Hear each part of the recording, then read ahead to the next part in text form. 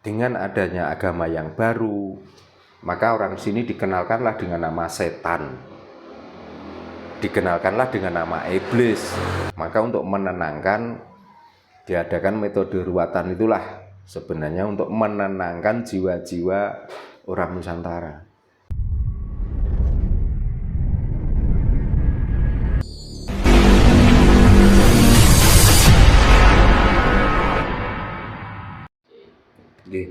Sugeng siang Pak Darno, Rahayu. Siang, Rahayu.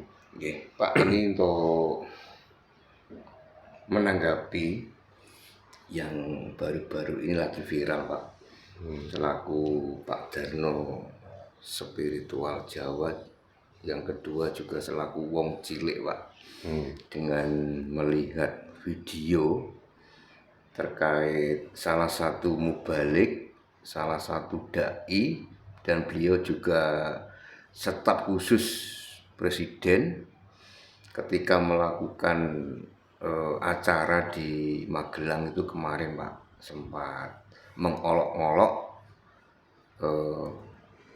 penjual es teh Pak, dengan kata-kata yang tidak pantas lah bagi seorang mubalik yang sampai mengeluarkan kata-kata yang seperti itu Pak. Nah, kadang saya berpikir Pak, padahal antara Pak Sun Haji selaku penjual es teh dengan Gus Miftah itu kan profesinya kan sama-sama seorang penjual Pak. Yang satu itu penjual agama, yang satu itu penjual es teh. Nah, kenapa akhir-akhir ini tidak sedikit orang-orang yang sudah mengaku mubalik gitu, dengan profesi menjual agama, dan sangat mudah untuk mengolok-olok orang dengan kata-kata yang sangat tidak pantas Pak. Nah, apakah bagaimana Pak itu tanggapan Pak Darno selaku seorang spiritual Jawa dan juga wong cilik Pak, yang merasa kita sebagai orang kecil juga merasa terlecehkan Pak dengan omongan-omongan yang kemarin itu Pak, sempat viral itu Pak Darno, monggo Pak. Ini sebelumnya selamat sore, selamat berjumpa kembali. Salam Rahayu, Rahayu, Rahayu Sugeng Dumadi.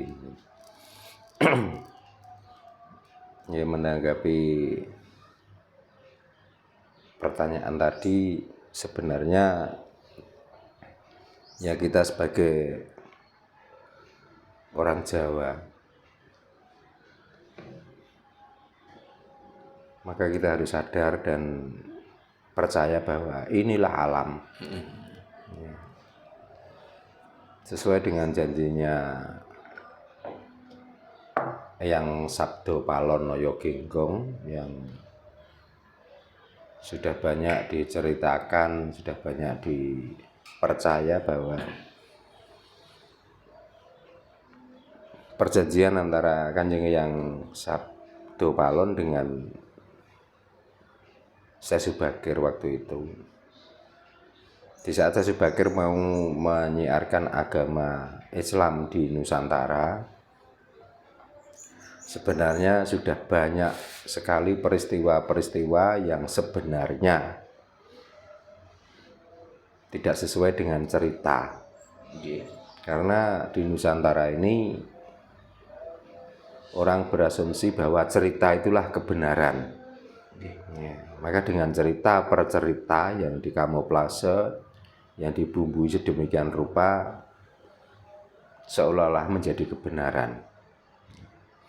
Bahkan sejarah yang asli yang masih banyak tersisa tertulis bahwa sebenarnya Syekh Subagir dengan Sabdo Palon itu waktu mau mensiarkan agama Islam dengan memaksakan kehendak di sini, itu tidak dengan baik-baik saja, tapi melalui perdebatan yang sangat sengit, pertarungan yang sangat luar biasa. Dan di situ diceritakan bahwa bukan Sabdo Palon atau Noyo Genggong lah yang kalah, tapi Syekh Subagir lah yang kalah. Namun dengan kerendahan Sabdo Palon dan Noyo Genggong, pada waktu itu melihat musuhnya yang kalah, akhirnya masih diberi kesempatan untuk mensiarkan agama Islam tersebut. Namun di dalam mempersilahkan untuk menciarkan agama Islam, Eyang Sabtopalono Yoginggong juga memberi peringatan dan waktu yang diberikan ke Syekh Subakir. Peringatan yang pertama, dipersilahkan agama Islam itu disiarkan di tanah Jawa, tapi satu, tidak boleh dengan pemaksaan. Yang kedua, tidak boleh meninggalkan adat yang ada di Nusantara. Terus yang ketiga, jikalau agama baru yang akan disiarkan di sini, di Nusantara ini tidak sesuai dengan adat dan budaya Nusantara, dan dengan adanya agama ini akan membuat kerusakan, membuat rakyat tidak tenang, membuat kehancuran di negeri ini, maka 500 tahun agama itu akan disingkirkan dari sini dan Jawa akan didirikan kembali. Itulah perjanjian Sabtopalono Yoginggong. Kenapa kok demikian? Ya memang yang Sabtopalono Yoginggong itu bukan orang sembarangan, orang yang sudah bisa melihat, kalau bahasa Jawa itu wis ngerti sadurunge winarah. Jadi tahu sebenarnya apakah Nusantara ini butuh agama, apalagi agama Islam. Menurut Kanjeng Eyang Sabtopalono Yoginggong, Nusantara tidak butuh agama. Ya, sekali lagi saya tegaskan bahwa Nusantara itu sebenarnya tidak butuh sama sekali dengan agama. Apapun agamanya. Karena orang Nusantara itu orang yang sudah beragama. Orang Nusantara itu orang yang sudah mempunyai angger-angger. Orang Nusantara itu orang yang sudah mempunyai kapitayan. Karena apa? Eyang Sabtopalono Yoginggong sudah tahu bahwa di mana negara kok di situ diturunkan agama, berarti di situ adalah negara rusak. Berarti negara yang tidak beradab, negara yang tidak bermoral, negara yang tidak punya aturan. Maka disitulah timbul atau muncul salah satu agama. Nah, karena Nusantara ini bukan negara yang rusak, bukan negara yang tidak mempunyai aturan, bukan negara yang tidak mempunyai tata krama, maka dari dulu Nusantara ini tidak ada agama. Adanya itu cuman kapitayan.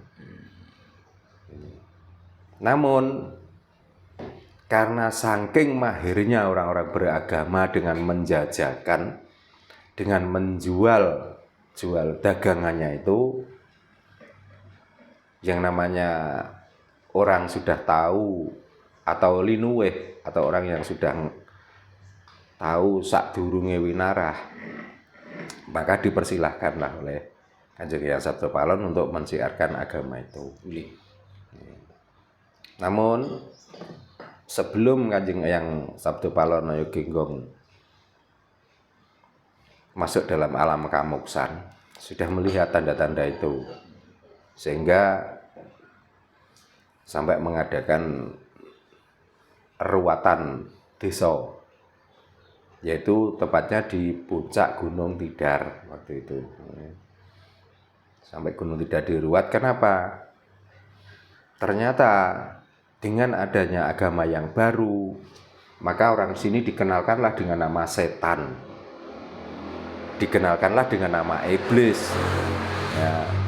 Dan diceritakanlah bahwa setan itu seperti ini, iblis itu seperti ini, ya, untuk menjawab keraguan masyarakat di Nusantara supaya tidak takut dengan cerita-cerita baru dari agama itu. Maka untuk menenangkan, diadakan metode ruwatan itulah sebenarnya untuk menenangkan jiwa-jiwa orang Nusantara. Karena di sini itu kan nggak kenal sebenarnya apa setan itu, apa iblis itu, kan nggak kenal.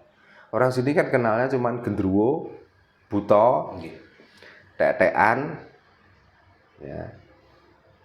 sundel bolong, wewe, dan lain sebagainya.